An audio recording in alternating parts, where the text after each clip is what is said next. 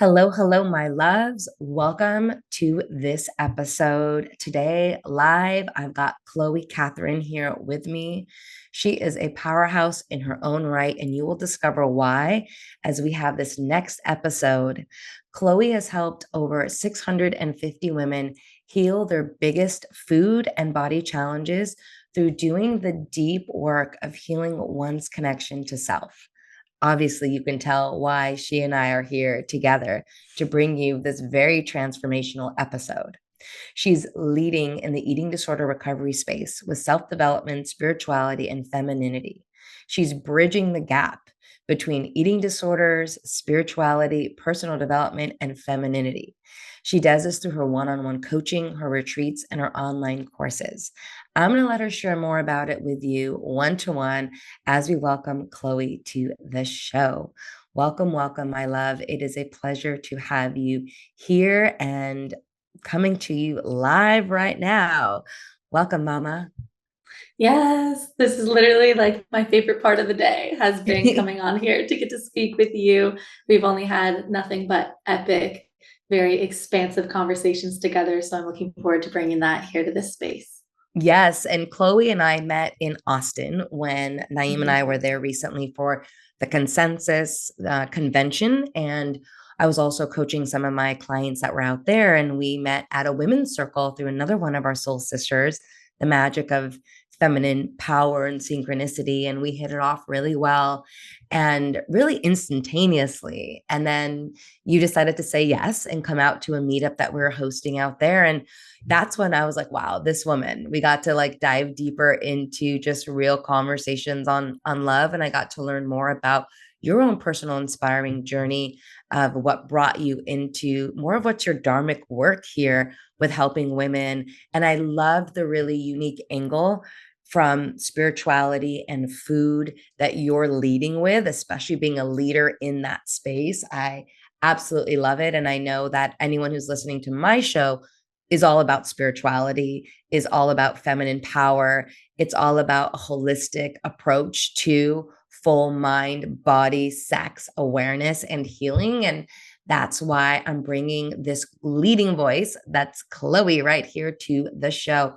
So if you want to also kick off a little bit and introduce yourself to my listeners that are across the globe so they can get to know you and also really just feel into and start to tap into you.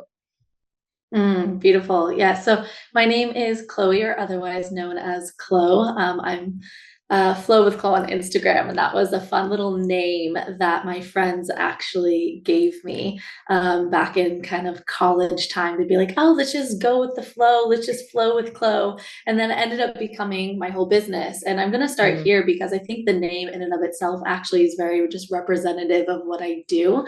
I help women find their flow. And one of the biggest ways I do that is by helping women get their menstrual cycle back. I work with women who have lost their menstrual cycle due to years of eating disorders or disordered eating or over exercise.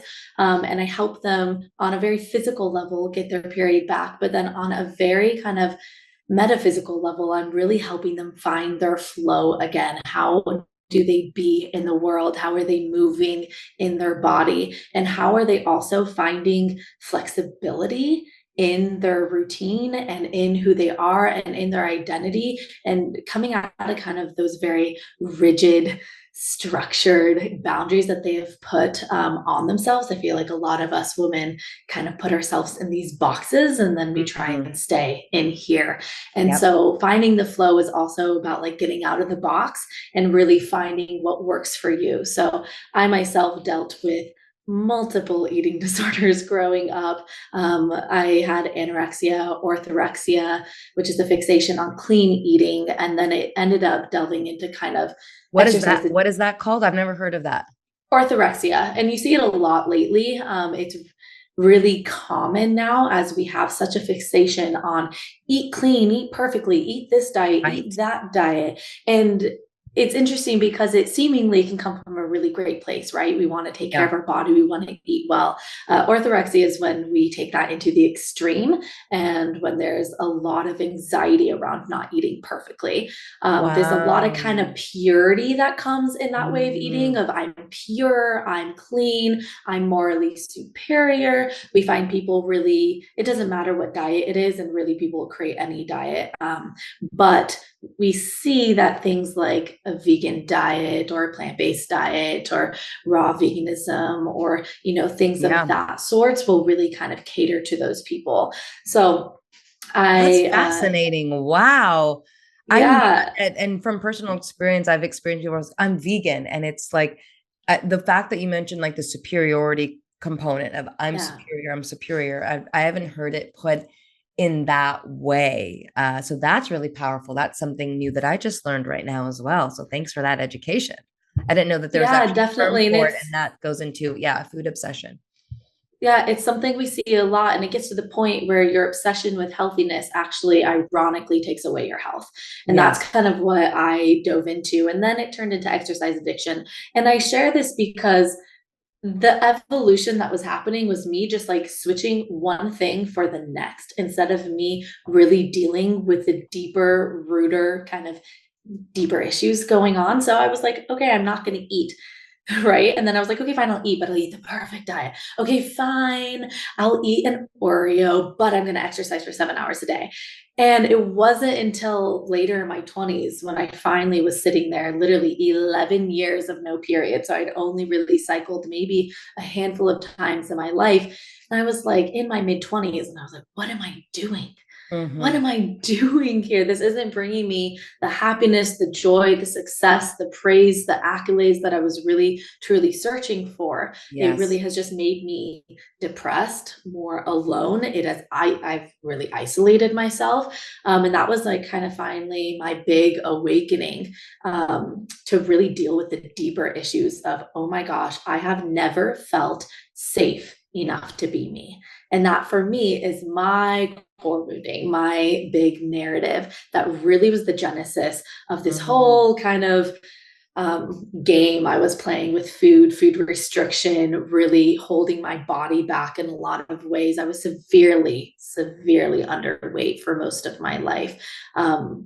And as I really delve into the deeper inner self work here, that's when recovery was able to click. So I had gone through inpatient treatment centers, worked with dietitians. I got all the meal plans that anyone could ever give me, and nothing ever really helped me. And I kept on going through relapse and relapse and relapse. I would gain some weight, seemingly be better, and then just completely relapse again, and then find myself, How long was that just cycle? How long was it that particular was cycle? 11 years. It was over a Oh, so it was decade. within that 11, Yeah, years, there was the yeah. flow, it's this, okay. Yeah. Yep. So my mom kept on taking me to all these places. And I remember I was at the last place I went to was this inpatient center.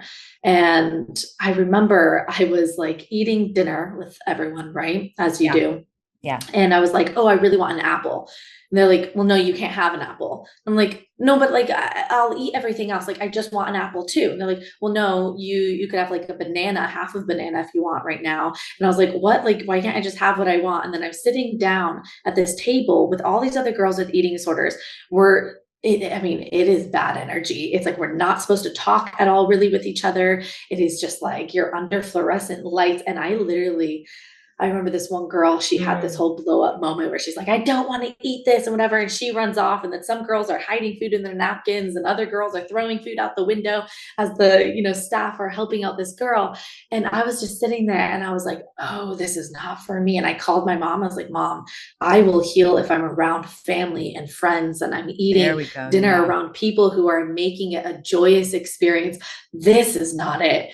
And so I went home, and it wasn't until probably a couple years later that I finally felt that click, is what I call it, in myself, where I was like, I'm ready to finally really put this chapter to a close. And I really did the inner self work to be completely in non resonance with restriction, with holding back, with feeling like I'm not enough. And that's where the deeper work really kind of came through for me. And then that's when I finally healed. Haven't relapsed. This is 6 years since, right? Haven't relapsed since, never will. I'm positive on that. I literally do not have any connection to that desire to restrict anymore. Mm. And so I teach women how to go through the same process where we're not just teaching them how to eat better. I'm really teaching them how to feel deeply enough again. I love this. And we're going to go deeper into this because this is really like the work that we're speaking to. But I want to first say congratulations on your Oh, journey thank and you. making it out the other side of that. And also, not only that, using it as your dharma to help others move through it. And that's when I have goosebumps. Like, that's when you know, and I love the conviction and the certainty behind I'm never going back is congratulations on shifting your identity. You're no longer identified with someone who has an eating disorder. And that's where the certainty can come from. Because I really hear that. And we'll go more into, what the mindset was and the shifts are of what got you to shift that identity to be now a teacher of this versus, someone who's a victim or an identified someone who's still in that, in that identity. So I say congratulations because wow, what a fucking journey you've been on. And your relationship to food in itself has shifted so much. And before we do that, I want to just pull on one little thread that I heard you mention, which was around you didn't feel safe in your body. And I'm just curious because I know that the women that I coach, and I've been, coaching women for, gosh, almost 14 years, that's a common thread, whether it's food addiction or whether it's around sexuality or whether it's around relationship or whether it's around just literally there's a part of the feminine journey where there's a rejection of our body and our embodiment. And oftentimes it has to do with not feeling safe. So I'm just really curious to hear from you.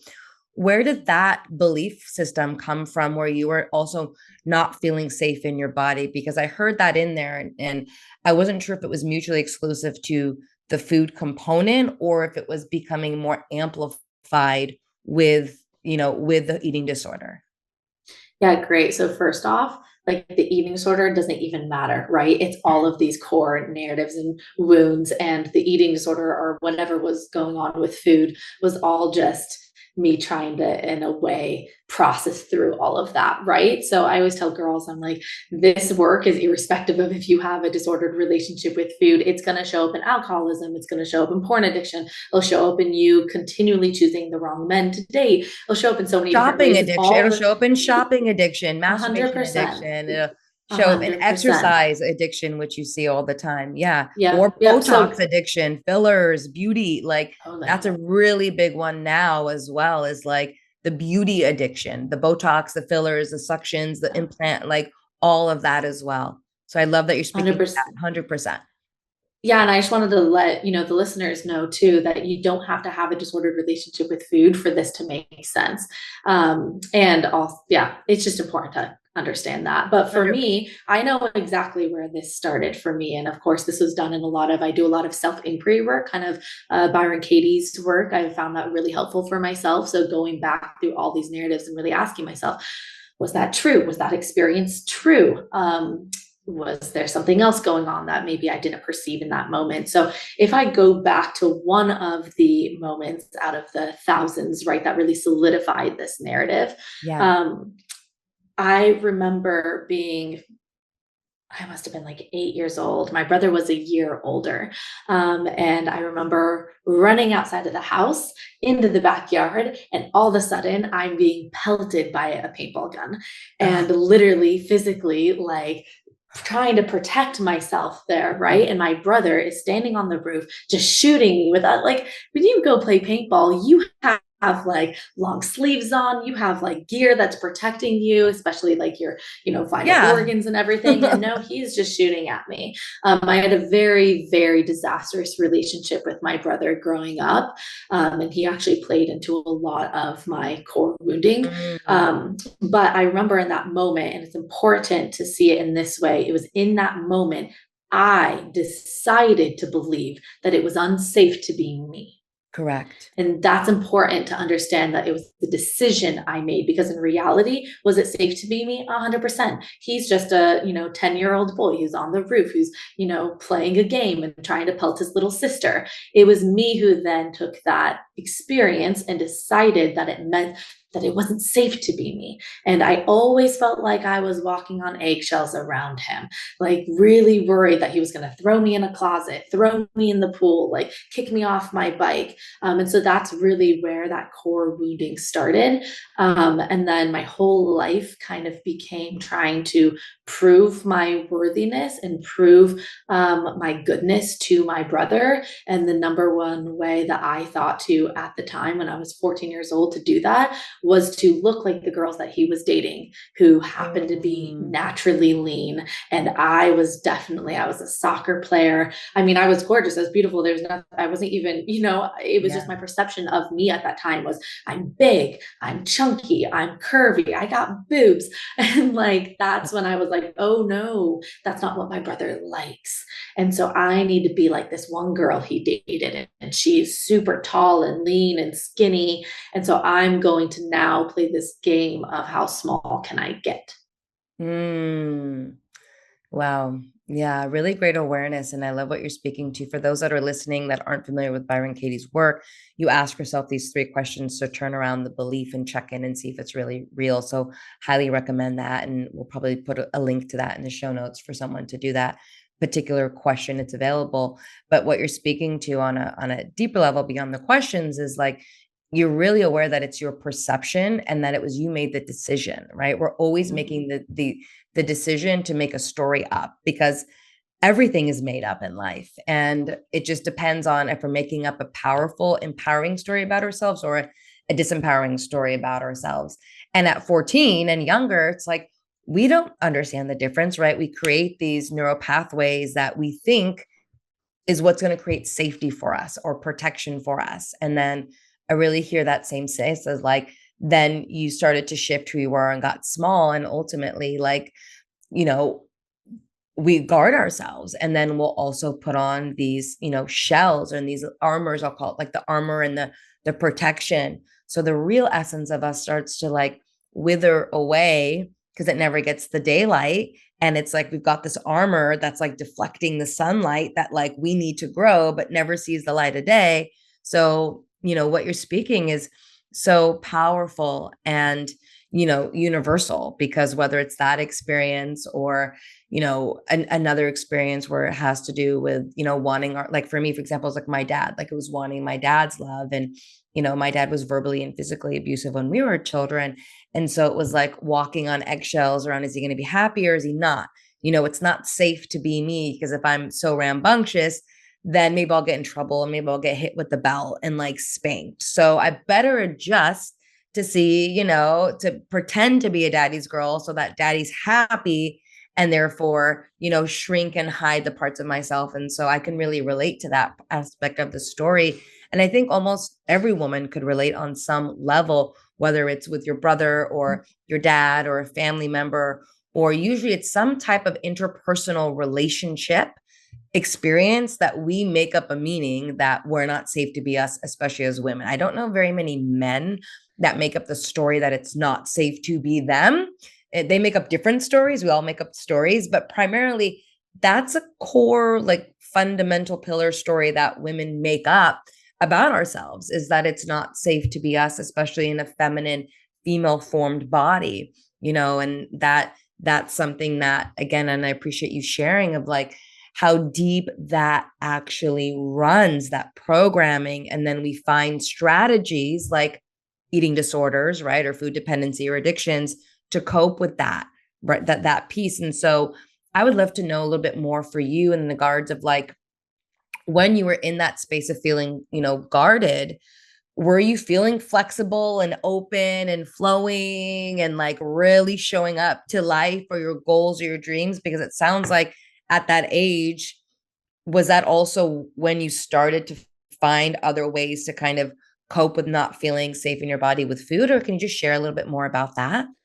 Like, where Yeah, did I that feel take like you? it was soon after I actually developed a condition called vitiligo, which is just white spots on my skin. And it's actually been not until this past year that I've always understood the emotional kind of component behind it. But this last year, I worked with an amazing coach and we really got to kind of the genesis behind that. And really, like those spots are so representative for me as protection. It's like an Mm, extra layer, right? Of like, yeah, protection, save me. I'm like building up my skin in those areas. And it's like that extra kind of wall. Some people, they have that wall, it's acne or it's a rash. It's this feeling of like, I want to be close to you, yet I can't be close to you. It's our body will literally rash up so that you stay far away from people because it doesn't feel safe getting too close to people. It's yeah. so interesting when we understand the patterns in our body. But I And how it remember, blocks intimacy, how it actually blocks what it is that well, we're desiring, yeah, I That's was an gonna say exciting one. that Yeah, like, wow.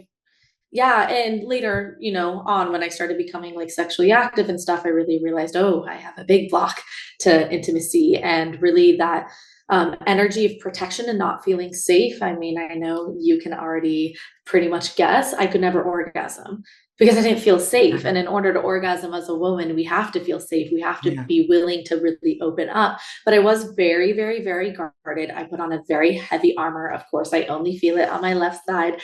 I got the left neck pain. I got the left shoulder pain. I got everything kind of tight over on this side. And I'm still in this healing process, right? This was a decade plus of my life really Yeah. being guarded on this side in such a big way and over relying on my masculine, the logic, the rigidity, the structure, the aid to be thinking. And I'm still, oh my gosh, I'm still unguarding this left side, Mm, and really kind of nurturing her back to health and back to this yeah. place and feeling of safety. But I was extraordinarily rigid to the point where it was like I would go to bed at 9 o'clock every single night. I would eat breakfast at exactly 8 o'clock. I would eat my snack at exactly 11. I'd eat, I mean, everything was rigid. If my workout, mind you, I'd be working out for like 2 hours. And if I got cut off 5 minutes short, I would literally give myself a panic attack. And I ended up in the hospital Mm, many times for panic attacks where I literally thought that like my heart was going to explode. I was like, oh my gosh, I'm literally dying here. And there was zero flexibility in my mindset towards things, which is what really allowed the orthorexia to come in because I would get so fixated on a way of eating and be like, this is the only way, there's no other way. And if I do eat something different, that would start a whole shame spiral of I'm not perfect and I'm not good enough. And I wasn't able to uphold this completely unrealistic high standard that I was putting on myself. absolutely. Um, and so, yeah, I was extraordinarily guarded and very disconnected, extraordinarily numbed out. I would like to know just your definition, just because I was on a live earlier today, and we talk about like, yeah, masculine pieces being very like structured. It could be very like rigid, and also there are some really beautiful parts to being very disciplined, as I've learned and now created into like blissipline, like the bliss of being disciplined. And just for those that are listening, I think it's important to also maybe name from your experience, because in order to be healthy and eat well and also like take your spiritual work seriously, like there does need to be some discipline around it, right? These are disciplined practices, even embodiment practices or orgasmic practices. There is a discipline to the practices to get better and develop the skill set. So I would just love to understand, or maybe even ask a question like, what would be your definition of the difference between operating from a rigid place and operating from a disciplined place? 100%. I love this. I'm going to phrase it in this way. Yeah. This is for me here. This is how I've, especially now, I want coming to know back it from you. into Yeah, I like want to know post, your yeah, experience, all the yeah. things you've done, like Now, from your now work. coming, now coming post recovery, and I've had to integrate back in things like discipline and the masculine energy and everything, because definitely through my recovery journey, it was all about femininity. Let's let go, let's be free, and everything. Here is how I view it, and I'm going to share it via sharing another element here. Right. When you talk about like us as women surrendering to our man, let's talk about that. because it's very similar here. I think a Yes. lot of us women think I'm just surrendering and I'm letting go and I'm never going to have a say in anything. And then I'm going to lose all my, all my say, my opinions, everything. And how My I view it is, autonomy. Yeah. My yeah, how sovereignty. I view it is the woman is so beautifully connected to the divine, and we have this beautiful just intuition that can come in, that can really get direction from the divine on where we need to go, where our family needs to go, where our partnership needs to go. And we can bring that to our man, and then he can go and go, great. This is what you're feeling in your heart. This is what you're getting as your, wisdom. Now, this is what I'm going to do to actually do that, right? And so we Yes. surrender our heart's desire, our intuition to him, right? This only works when we're with a healthy masculine. So we've got to be very careful with our partners. But when there is someone in the healthy masculine, he's going to go and he's going to take that. And so we see this happen in a partnership. We see the surrendering, the intuition, the coming into the heart, and then the giving to the masculine, and the masculine going and doing. So this is how I view my discipline. It has to come from my heart. If I'm just creating discipline out of ego of, well, I have to make money because I need to prove myself and my worth, I'm going to create discipline that's going to be so out of alignment with me and where I need to be going. And it's going to turn very rigid. It's literally there to try and prove my worth, right? Right. When I instead go into my heart and I go, okay, what do I really desire right now? What do I want to be devoted to right now? That is when I go, I'm devoted to helping 150 women heal every single year from their eating disorder. Okay, amazing. I'm taking that now to my masculine energy and going 150 women. 150 women that we're going to help heal from their eating disorder, help them feel juicy and feminine and sexy again. And then my masculine goes, okay, great. And here are the 3 modules in the course that we need to go through. Mm-hmm. And Mm-hmm. that to me is what keeps me in the healthy discipline, or what I like to even call it for myself. I call it devotion. I'm devoted to this because the discipline sometimes for my mind, and maybe some women here resonate, it's almost like, oh, that's too rigid, that's too harsh. And then it creates that shame spiral. Instead, I take that word devoted because there's some flexibility to that, right? I'm Yes. devoted to my health. Now, are there some days where I stay out till 4 a.m. dancing and then I, eat a pizza late at night at 5 a.m. and all that? Totally, right? And that's allowed. That's allowed because this isn't a rigid discipline for me. I'm devoted to my health. So overall, my energy is going towards bettering my health, bettering my energy, and, keeping my body in a healthy place. Yeah, I love that answer. And I love the way that you're explaining it as well, because what you're speaking to is also, having, I'm going to say the way that it's coming through, right? Having a very disciplined mind to be flexible. Like your mind is flexible, but it's also disciplined to always choose the feel good thoughts. Like that is a devotional practice, but it's also like a discipline to use the questions or check in or do a reframe. And it becomes, I think for me, when the discipline from doing the work to when it becomes very natural and very organic, and as you're saying, it's very much from the heart, or we're leading from the heart, is where it goes from discipline into devotion. There's an evolutionary transformation that happens when we bring it through the body, where it's not just like you said, the mind, and we're like, I have to do it, where it's like this checklist and this to-do list.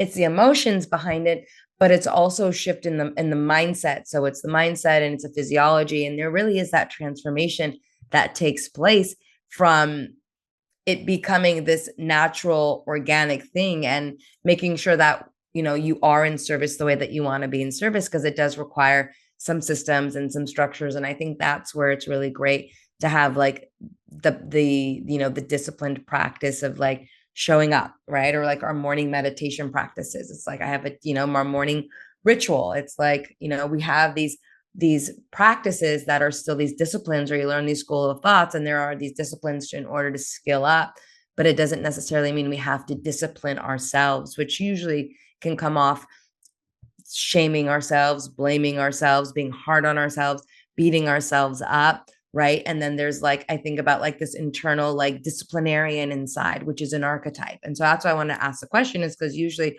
what I've seen with women that I've helped recover and get, their moon cycles back, as well as like get off of like working with Parsley Health into actually taking food sovereignty, is like there is this disciplinarian inside that is constantly cracking the whip where they can never get it right. And even if their mind wants a break, their body is still following the orders of suit, because there's those deep neuroprogramming, right, of the mind and body that operates that way.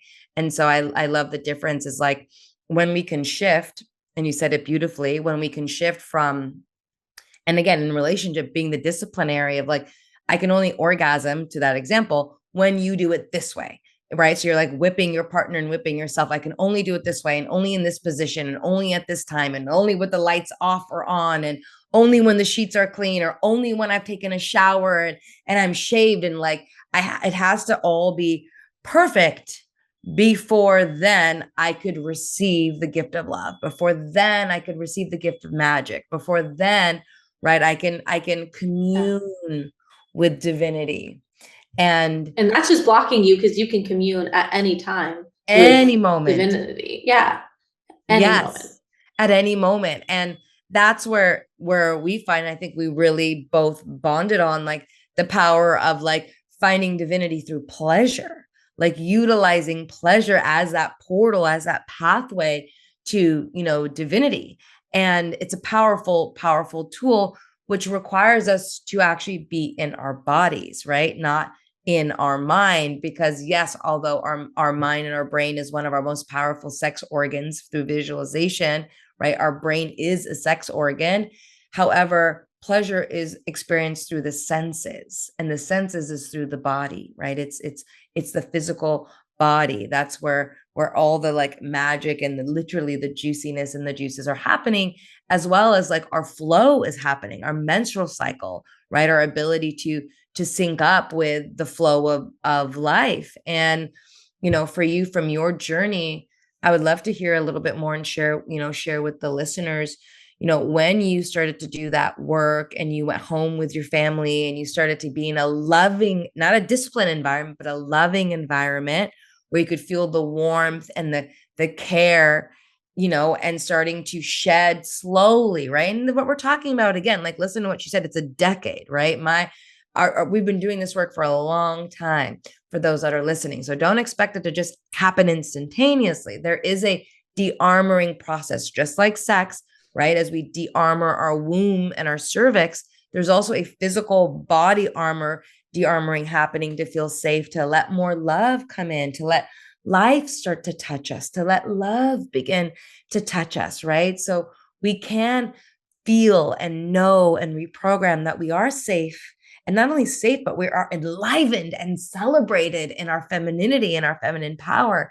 And so I would love to hear like the de-armoring process for you, and letting love in and letting life in and letting it be more flowy again. And also maybe how did that start to impact your flow and your cycle? Whew. Wow, there's so much here.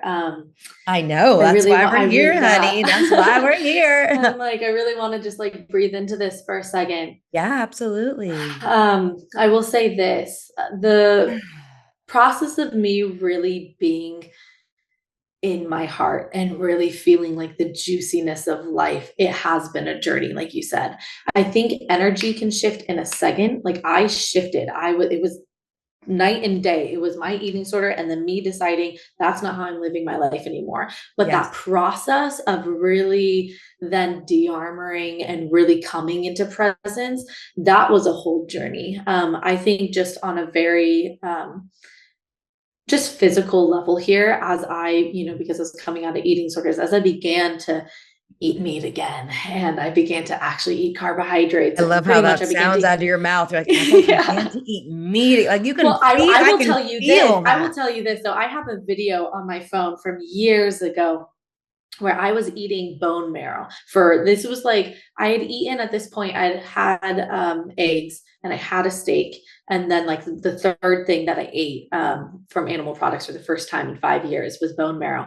And I'm French, and so we grew up eating a lot of bone marrow. I remember literally my mom making ossobuco. We'd blow out the bone on a little piece of toast, put some salt, and it was Wow, delicious. ready to I have go. I have a video of me. I went to the farmer's market. I got three huge like things of bone marrow, and I got my nice baguette, and I blew out I blew out the little bone marrow onto the toast, and I took a bite, and I'm not even kidding.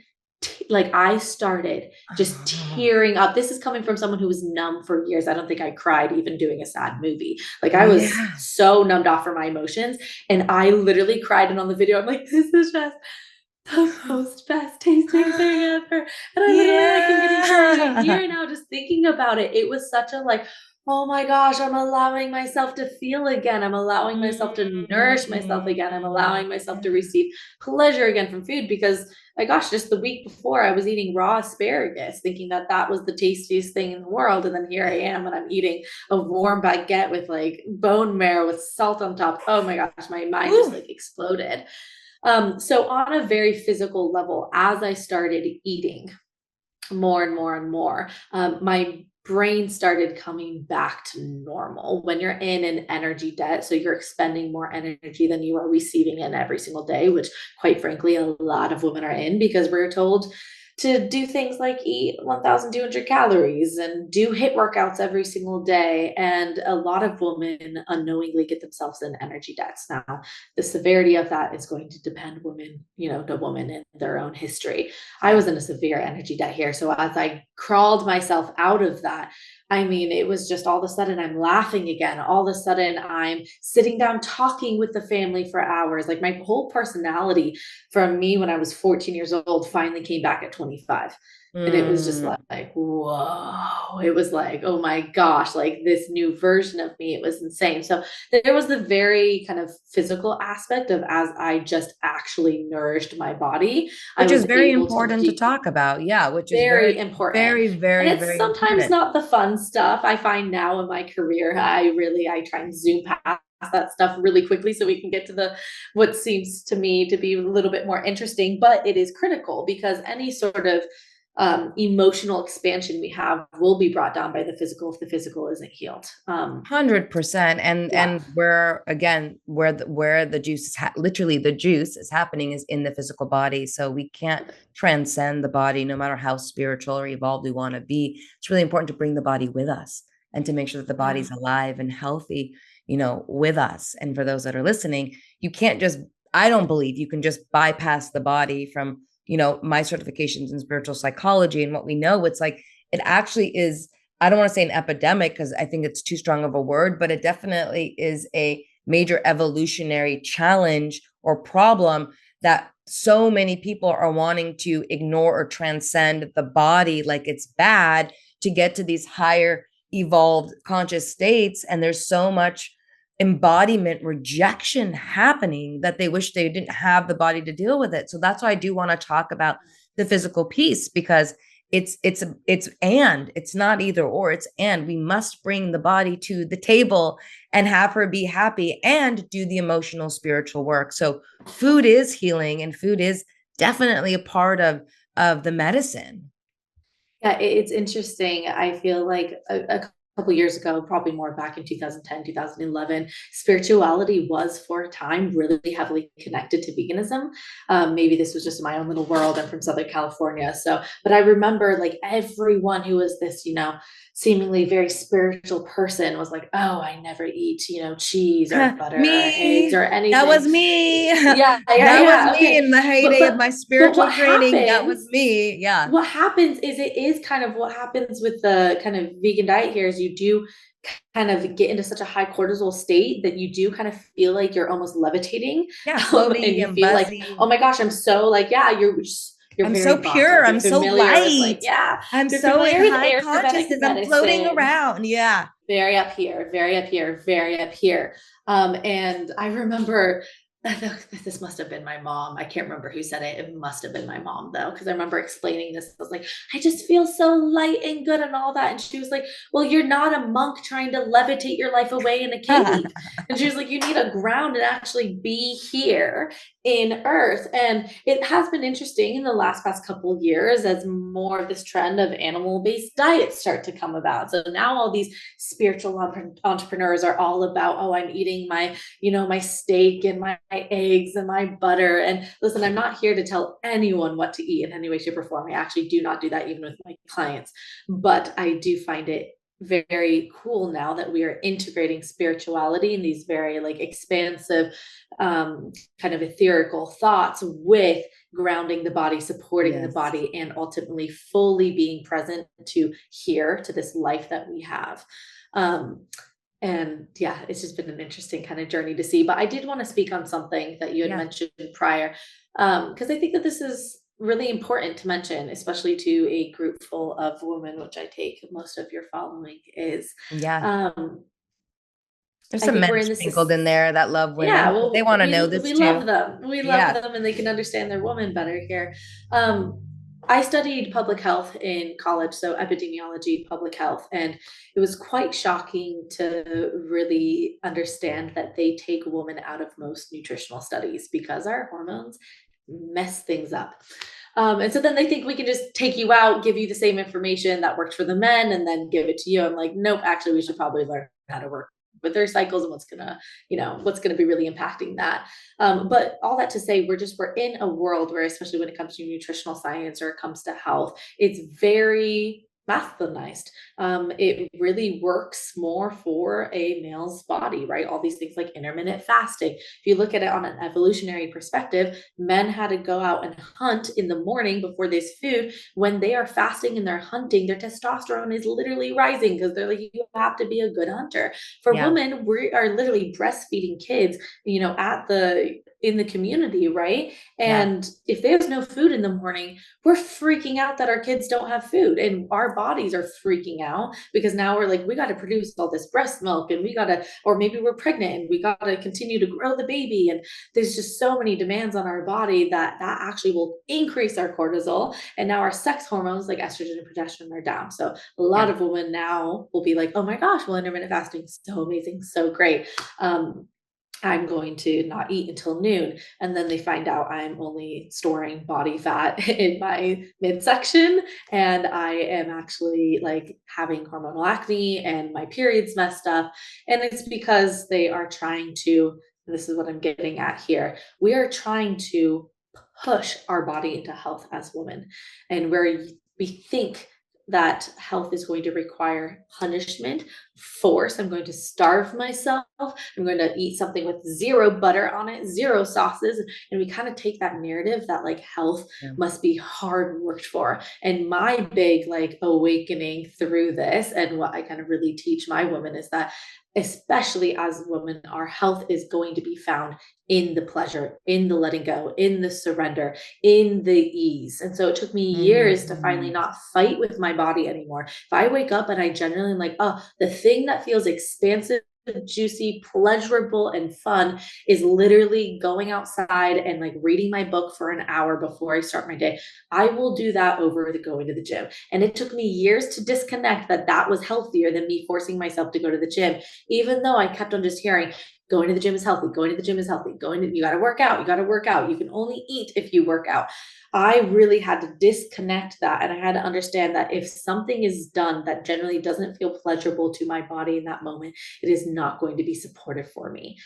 Now, keep in mind, exercise, many days I wake up and that genuinely feels pleasurable to push myself, to lift heavy weights, right? So this isn't Yeah. about like all we do is lay down all day. When we're in the body and we're out of our mind, we can truly ascertain what is pleasurable to the body. At times, Mhm. we want to push. At times, we just need a reset. And it took me years to understand that, oh my gosh, well, if I force myself to go to the gym when I don't want to, I end up bloated for days, constipated, I feel gross, my period's late. But if I just take those simple moments to listen to my body and to feel good about listening to my body and be like, oh, I should go to the coffee shop with my friend this morning. I should need to go take a nice bath. I just need to go, maybe just even get straight into work. All of a sudden, I'm not bloated. all of a sudden my body Mm-hmm. feels better.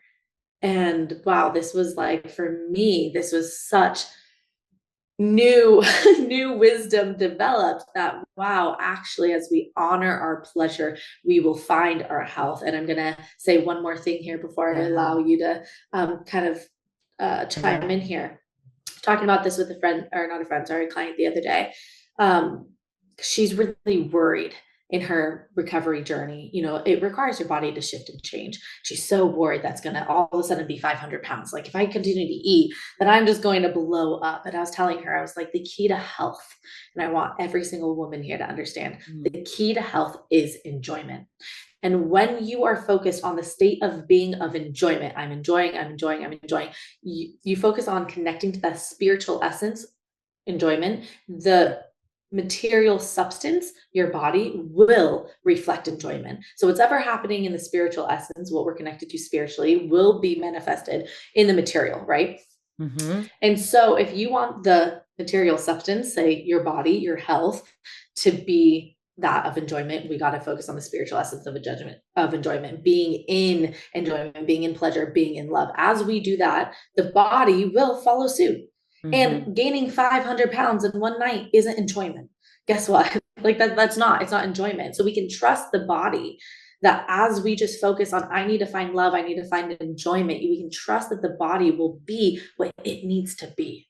Mm-hmm. Does that make sense? It will be that physical manifestation of enjoyment. And that's Mm-hmm. where we can relax and let go, and we can let go of all standards of beauty and all of that, and understand that what matters is that we feel good, and our body will get us to that place that it needs to be naturally and effortlessly when we focus on our ways of being in the world.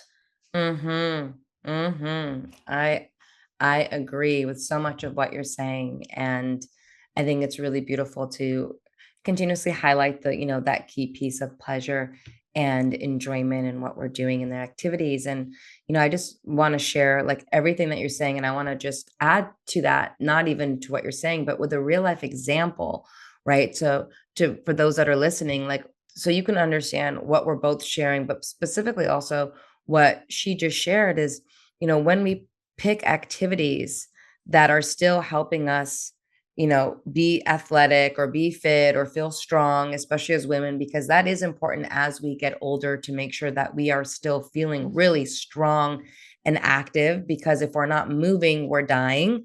And if we're not stretching and expanding, we're collapsing and shrinking. So making sure that we're still on top of moving and doing activities to move our body to stay in motion. Again, we're not talking about abandoning the body, right? So I love what you're saying. And then just in a real life example, one of the clients I had just seen last week, she's getting married. We went on a beautiful walk, and before we met, she was doing the HIIT classes and she was doing heavy weight strength training multiple times a week because she needed to do it. And while we were doing the work, one of the key things I said was her contract was up, and I said, don't renew your strength training. You don't like it. You dread it. You have shame spirals before you do it. It's not actually serving you. Now I'm seeing her, a year after, and she actually has medical reports to show evidence that her cortisol level has actually skyrocketed downwards by letting go of strength training completely and picking up what feels really good and feminine for her is Pilates training. So she goes to Pilates, she'll do long walks. She started doing salsa dancing. She's still moving and active. But from being identified as someone who's an athlete and a strength trainer for a majority of her life, now her cortisol levels are beyond what she could have ever imagined at a much, much lower rate by simply shifting the activity, no longer going into a shame spiral. And again, creating the connection between pleasure and activity and health, right? And finding what worked for her shame free, guilt free, right? And she's in the best shape that I've ever seen her in. And now to the point, her sex drive is starting to come back alive again Of as course. That only well. comes when we feel safe. It only comes when that cortisol is down. And that's what I'm talking about here, where it's like we're taking such a harsh view of health that is literally, it's killing our sex drive. Many women are losing their periods. Nearly every woman that I work with doesn't have a period, some for 30 years. Like, it's not just like they grow out of this, that we start just getting deeper and deeper and deeper into our patternings. But yeah, when we really understand that cortisol and lowering that cortisol is super important to helping our bodies feel safe, then we can find a routine that works more for us. And I'm Yes. continually shifting and changing, and your body can handle different amounts of stress at different times, right? There's always that tipping point, and you got to find that tipping point for you. For me, I was, I love to weight train. So I was weight training quite a bit. And I recently just brought that down to only 3 times a week, like max, max, max, max, max. And all of a sudden, again, I'm feeling better, feeling stronger, and feeling hotter. So my body temp actually is Yeah. rising, which is a sign of my metabolism rising. And here I was thinking, oh my gosh, you got to do more in order to like literally be stronger. I'm in the best shape of my life right now, and I'm doing Yes. less and eating more. I found that sweet spot for me. But I love what you're saying of how she found other movement that really worked for her. And I just have to plug this in, especially if any of, the girlies listening are someone who has gone way too far. When we have overdone it and we've really crossed that line, like we are burnt Mm. out, the thing that will be most important is rest in that moment. There will be a season where rest is the best thing that you can do. Completely letting go of the gym, completely letting go of biking and Zumba and all of those things, and really allowing your body to actually just go on really nice, slow beach walks, just hanging out at the pool, just really just stretching and like very slow movements. Mhm. That will be the thing that brings your body back into balance so that you can then bring in, sorry, more movement, more exercise, and more kind of intensity. So it's understanding where you're at, understanding your metabolism. Is it giving me signs that I'm totally overstressed? Signs can be my hair is dry and brittle. My hair is literally falling out.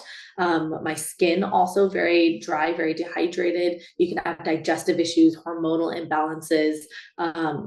You're feeling kind of wired but tired, you're not sleeping well at night. Those are all signs that your metabolism has downgraded, it's adapted. And the best thing for you in that moment is going to be finding that rest for a time period until you're like, oh my gosh, now I have more clean energy. Now I can sleep at night. Now my Mhm. digestion feels great. Now my hormones are balanced. And then at that point, once you've built up that strength in your body, then you can get back to, I want to go work out.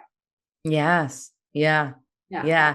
And you also recenter your sacral chakra, as you were talking about earlier, again, like the bloating when you push yourself to do things and suddenly your body's like bloating and moving and your levels are high. It's like if we look at it also from the metaphysical perspective, the sacral chakra, which is in our gut, which is the belly, the womb center, it's like that is the self-gratification center. That is our pleasure Mm. center. That's also our relationship center. And what you mentioned earlier around like the energy deficit, that's really where the work is done to notice where you are in the energetic deficit, specifically sacral chakra. If you're deficient in your sacral chakra, which means you're not doing the right type of activities, engaging in the right kind of relationship, including the way you're relating to everything in your life. If you're always like looking for things on the outside or over giving or not giving yourself enough, then you're in that sacral chakra depletion and deficiency, right? And then there's also like the overgiving and the oversharing and the overpleasing and the overchasing, right? And then you're also out of balance within your sacral chakra. So again, you're going to be wondering why you're puffy or why you're bloated. It's because you're actually not deeply like rooted right in your queen seat, right? That is literally like your throne seat, like your base, your pelvic floor, the bowl of everything to hold life, to receive life, and be in that beautiful, harmonious, balanced relationship with life that feels gratifying, that feels genuinely fulfilling, that creates sense of wholeness and completion within ourselves as women. And when we're in that space, and we're really loving ourselves and we're consuming positive, beautiful, healthy things for ourselves, both physically things and internally, like anything we're consuming or anything we're relating with, that's a great way to also really, bring it into balance and bring yourself into balance and get synced up again with nature, with the rhythm of life and to flow with life again. But it can only happen not when you're in deficiency, or when you're out of balance over giving, it really does require you to slow down and be honest with yourself and notice where is there stories where you're disassociating, you're disconnecting, you're being really harmful or being mean to yourself, you're judging yourself, you're not accepting yourself, even if it's not like you said, like if you let it go, can you love yourself and look in the mirror no matter what shape you are, no matter what size you are, no matter what season you're in? Like that alone will bring Yeah. your sacral chakra into balance and harmony and Yeah. going I'm, into well, that peace. I'm glad you, sorry, I didn't want to talk over No, you go there. I was come going to on. wait Yeah, for you we're to in a finish. conversation. Yeah. Yeah, no, I see so many women, and I have a couple clients even right now who are kind of post recovery journey, right? So now they're trying Yeah. to find balance back in their body, and they're like, oh, I'm just so puffy and I want to lose this weight, but they're like wanting to lose it from this place of I hate my body and I can't be Yes. comfortable here. And I'm like, you are, and I want people to remember this formula. This is one of my most favorite formulas right now that I keep on utilizing. Where there's insistence, there will be resistance. And the cause of all pain and suffering in life is just resistance. So taking that full circle there. But when you insist, this has to be different, this has to be different, I hate this, I want this to be different, I can't love myself here and now, you're creating so much insistence, which is creating so much resistance, which is creating more of the, well, we're going to pack on the pounds to be protective, right? And we're going to stay stuck and stagnant in our way. And so, how you do, well, let me put it this way, the journey is going to define the destination, right? So if you are trying to lose weight so you can feel good about yourself, but you go about it by feeling awful about yourself, you will never get to feeling good about yourself. The key is first and foremost finding the love for who you are right here, right now. Doesn't mean that you don't want it Yes. to shift and change, but it means that as long as we are fighting what is right now, we are fighting the present. And that is never Mhm. going to bode well for anything. And so, first and Yes. foremost, can we love what is? Can we love that we have literally learned all the lessons that we have learned to get us to this place here, where we are now in this body size and shape here? Can we love that? And then can we love it into a different size and shape instead of hating on Yes. ourselves? I love this. I And want to then, bring like, it into also the, before, because we're going to have a little bit of time. One of the last things I want us to really dive deep into is I want to bring this into also like talking about the period component, because it's such a big part of your work. It's something that I definitely help women with as well. But this is like your leading piece, right? Is like really with the flow and the menstruation. And I'd love for you to share more and kind of maybe even jam a little bit on that piece, because how many women, are trying to shame themselves to get their period back, or are, finding all these other reasons why they're not good enough or feminine enough and all these things, with their period. And I'll just say a little side note of like, also how many women believe that their period is a fucking curse versus a superpower, and like actually some of them will it away. And like the journey to actually owning like that feminine power and the power to bleed every month, and for our health, I would love just to kind of jam on that a little bit before we start to begin to wrap. totally. A client of mine right now is trying to get her period back, and we're really working on her food freedom. And she had a whole weekend with her partner where they're eating out, right? And then she messages me on Sunday night being like, I'm freaking the heck out. I feel bloated. I feel gross. Oh my gosh, I ate all this food. And then she kept on eating the Mm. ice cream and all of that.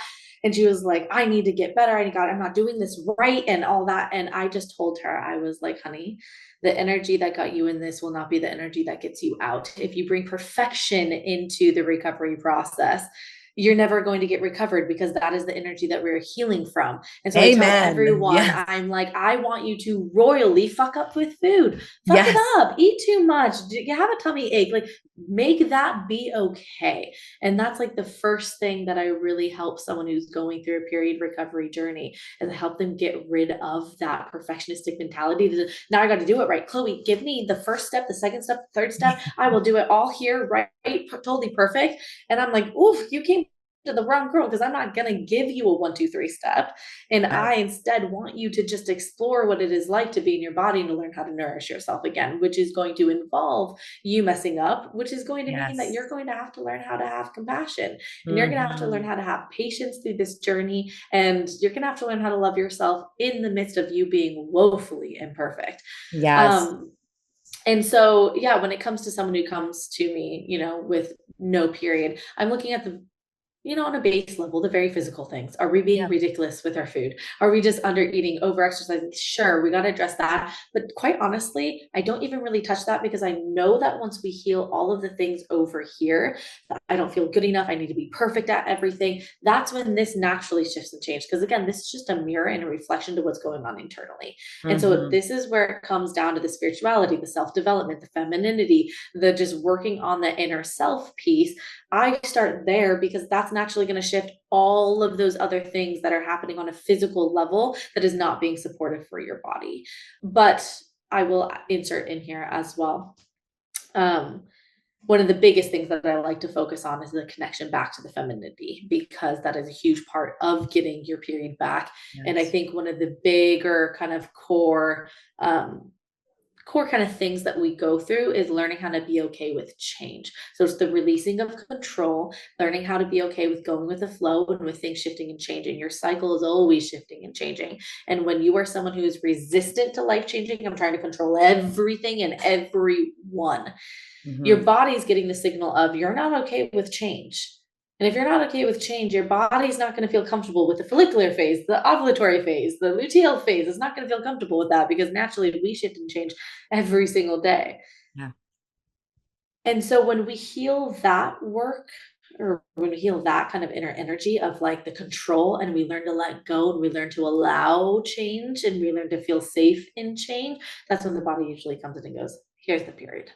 Mm-hmm. Mm-hmm. It's like, here it is, girl. Yeah. Here it I is. I Yeah. I I find that is, yeah, that definitely is a piece of it, and a big piece of it, like you mentioned, the spiritual piece of like the not enoughness, the key piece that I usually use the word is like a lot of gripping, right? So it's just like gripping onto life, gripping onto the moment, like the body is literally gripping. And so our periods come from flow. Our period comes from an actual opening intentionally and back to the surrender. It's a matter of also like, can you, and surrender is actually a very active thing. It's not passive. Surrender is active. You Okay. need to actively surrender to your partner, but the same thing for your moon cycle, right? And you probably see the same thing. It's like, it's getting women to actively surrender into the body. And one of the key pieces, like one of the women that I was working with too, and I'm curious on your perspective, is, one of the pieces that she had was like, I'm not going to get my period, or I'm just like, when's it coming, or I'm waiting for it. It was like that same energy of like shaming the body, blaming the body, doubting the body, disconnecting from like our natural harmonious flow with nature, knowing that we are nature also isn't going to bring it back any quicker, sooner, or faster, right? The body No. hears all of that. It hears every single little thing that we say to ourselves. And if you think that you're not going to get it, if you're putting so much stress on it, your body's Right. going to freeze and it's not going to, it's like performance anxiety. It's like, oh my gosh. Well, and we see that in the bedroom, right? Yeah. When I'm overthinking, I'm like, okay, I got to orgasm right when he comes and I'm ready and let's go. Oh, it's like, Yeah. okay, and I'm not, nothing's gonna happen. There's I'm nothing. Yeah. fully The fucked up and orgasm is freeze. gone. It's Yeah, disappeared. yeah. And then I'm in Yeah. my head the whole time, right? And then sex then seems very just physical and not like awakening and not very spiritual or not very connective. And then that's when I can start going, well, I don't even like sex and maybe I'm asexual and maybe, it's like, no, you're just in your head. You're not in your body. You're not letting it just happen naturally. Yeah. Yeah, and that's where I really love to guide women to also look at the cyclical nature of life itself and the moon cycle to really notice like where are they feeling the most amount of energy during the moon cycle. That's one of the first things I have them do is actually connect to the actual cycles of the moon because it mirrors actually our menstruation, our moon cycle within us. So when we actually look at the moon, the lunar cycles, we're able to really look at, okay, where are we in the most amount of energy, or where are we also in the most amount of introspection? That's going to start to give us some clues as a sign of like which part of the moon cycle are we going to sync up to? Are we a new moon bleeder or are we a full moon bleeder? Right? Where are we? And you can start to notice by tracking our emotional state and the cycles of our emotions. I think that that's a really powerful thing to do. And then also really utilize the energy of the moon to manifest and call in, the energy of the moon into the body, like welcoming the lunar energy, welcoming the goddess, like the moon goddess, to bless us, to Yeah. be into our life, and really work with. And maybe you do the same. I'm curious, do you work with any of the limiting stories or limiting beliefs that they have around them, having their moon cycle? Like, it's painful, it's uncomfortable, I hate it. Do you do any work Or around I that? don't feel like I don't what I get is like I don't want to be a woman, or I fear being a woman, or there's a lot of kind of fear with that, which I really find in my practice, which is really interesting. But no, I get those limiting beliefs a lot when it comes to the like I don't feel like being a woman. I feel like it's scary to be a woman.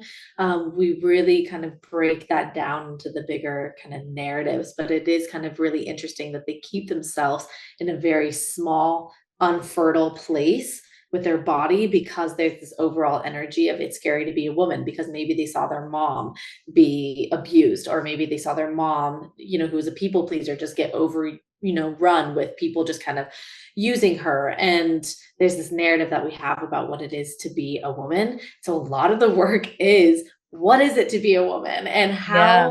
how do you want that experience to be for you, because it's going to be different for all of us. But making sure that we're coming in, because we're manifesting all the time, right? When people are like, learn how to be a manifestor, I'm like, you're already manifesting perfectly. So if you're not Yeah. manifesting what you You're a want, woman, you're learn why already a you're manifesting what manifester. you want. Yeah, learn why you're manifesting what you don't want. Like, that is the thing to like really look at, and then learn how to shift that. And so I teach women through a lot of visualization practices how to really start creating this version of woman that they want to be. Like, Is that let's something that bring you're offering into in our imagination. your course that you have Oh, coming that's a now? huge part of the course. The whole like first Tell us a little like bit about that piece and how they can yeah. get involved with what you've got going on too. Totally, totally. So I have the Get Your Flow on Collective. It is not just for women who have lost their period. I feel like it's just for anyone who has gotten caught in disordered patterns with food and body. As a result, a lot of women will lose their period. So there is a lot about, hormone balancing and reigniting your metabolism. But a huge part of this whole thing is what we've been talking about, which is the deeper inner work. So in that Yes. first module, we're really going through visualizing her. I take you through some epic visualizations of really understanding who she is, how she acts, how she bees in the world, and what her energy is like, and what is most important to her. So I take you through some beautiful visualizations, and there's some meditations, things for you to listen to at your own Mm, time, journal write-ups and all of that, because that's such a critical, part. I think a yeah. lot of women are afraid to move forward because they don't even know what it looks like. And it's kind of like this big, black empty hole. And they're like, I don't want to jump in any way, shape, or form because that seems scary. So if Right. we understand that the first module is called the creatrix, if we understand that we are the creatrix of our life, we are creating it, and we can put into our vortex what it is that we want to experience, well, then we can then work towards that. And that is Yes. what we will end up creating. So that's a huge part. We also dive into debunking diet culture. Let's get out of all these really wacky narratives we have with food, and let's really learn how to honor our body by nourishing it well. We talk about really healing body image from more of that spirituality, that self-development kind of perspective. Yeah. And then we really dive into healing your relationship with exercise. So if any woman here listening are, caught in the dieting cycle, feel like they've really trashed their metabolism, they're dealing with bad body image days, their cycles irregular, or it's completely gone, the course will really help them become a very empowered, well-nourished woman, is what I like to Yeah. kind Oh, of I call love it. that. Well-nourished woman. That's so amazing. And Yeah. we'll make sure to put all the details in below as well. And it sounds incredible. I mean, I don't know anyone who wouldn't want to be well nourished. I think that's incredibly beautiful to offer that in community. And then also for those that are tuning in, where can they find you on the socials? It's at Flow with Chloe on Instagram. I also have a YouTube as well, which is going to be Flow with Chloe, and that's kind of the best place, Instagram or YouTube. Okay. Do you want us to include both of those in the show You notes? can put both of those in the show notes. YouTube is more long form content, as you know, but Instagram is where I am at daily, The most active. Okay, so there it is. If most you active. want to get active with her, get her on IG and we'll post that there as well. And then the link also to be able to access. And it's been such a pleasure chatting with you. I'm so glad that we got to connect and jam out on all things, body and femininity and power and periods and moon cycles. And I love the work that you're doing and continuing to champion you on in what you're creating. Thank you. I loved having this Yeah. conversation, and thank you for everyone who gave us their time and their hearts and their ears during this whole episode. It was beautiful to have this conversation. Yes, please do. And if it inspired you, feel free to reach out to her and let her know how this episode really landed for you. And yeah, thanks all for tuning in. Sending you so much love. And until next time, bye for now.